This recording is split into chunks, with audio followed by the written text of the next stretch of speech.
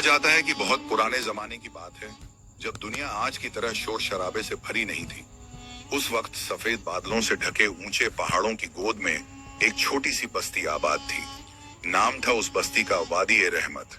लोग कहते थे कि यह वादी अल्लाह की खास रहमतों से भरी हुई है, क्योंकि यहाँ की जमीन हरी भरी, पानी मीठा और हवा साफ थी।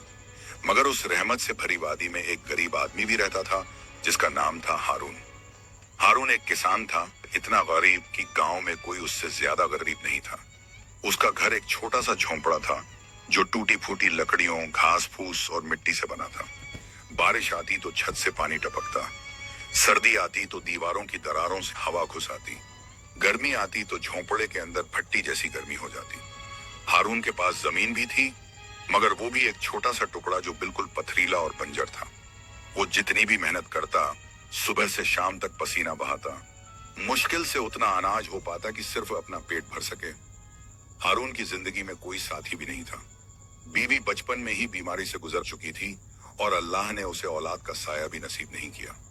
उसकी तन्हाई का बस एक ही सहारा था, पंछी। हाँ, छोटे छोटे पंछी जो सुबह उसके झोंपड़े के आसपास चहचहाते, दाना चुगते और उड़ते रहते। हारून अपनी रोटी का सूखा टुकड़ा उन्हीं परिंदों के साथ बांट लेता। कभी कभी जब वो बिल्कुल तन्हा महसूस करता, तो उन परिंदों से बातें करता जैसे वो उसकी समझते हों। और शायद समझते भी होंगे, क्योंकि हारून का दिल साफ था, मोहब्बत से भरा था। उसमें लालच नहीं था, ना किसी से हसद था। वादी ए रहमत के ऊपर सबसे ऊंचे पहाड़ की चोटी पर एक पुराना और खौफनाक किला खड़ा था। उस किले का नाम था किला ए जुल्मत। उस किले की दीवारें काले पत्थरों से बनी थीं और उसकी मीनारें इतनी ऊंची थीं कि बादल भी उनमें उलझ जाते। लोग कहते थे कि उस किले में एक बूढ़ा जादूगर रहता है, जिसका नाम है शमशाद। शमशाद कोई आम जादूगर नहीं था, वो सदियों से जिंदा था। कहा जाता था कि उसने काले जादू से अपनी उम्र को रोक रखा है और वो हर 100 साल में एक खास रस्म करता है, जिससे उसकी जवानी वापस आ जाती है।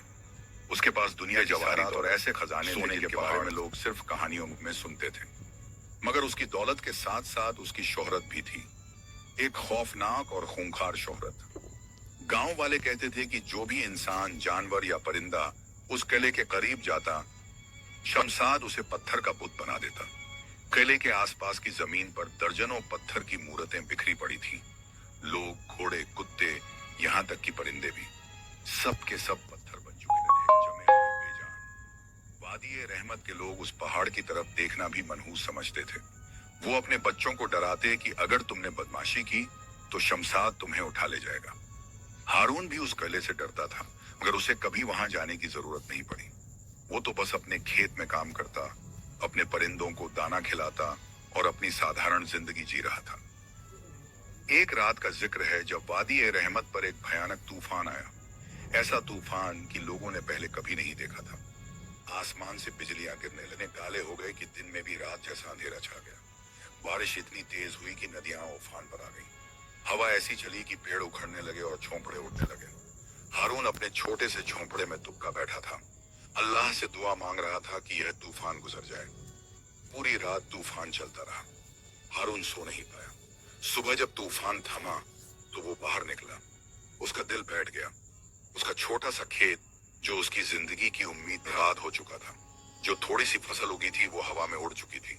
जमीन पर पानी और कीचड़ भरा था, पत्थर और टहनियां बिखरी पड़ी थीं।